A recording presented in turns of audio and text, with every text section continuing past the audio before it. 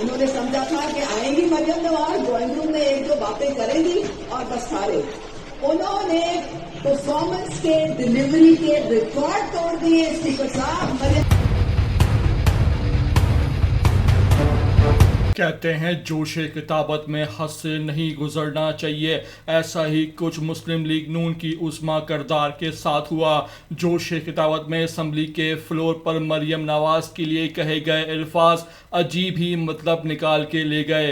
लोग हंसते रहे और स्पीकर हैरान हो गया। आपको पूरी वीडियो में ये दिखाएंगे क्या अल्फाज इस्तेमाल किए उन्होंने, और हमारी आपसे रिक्वेस्ट वही है कि हमारा चैनल लाजमी सब्सक्राइब कर लें।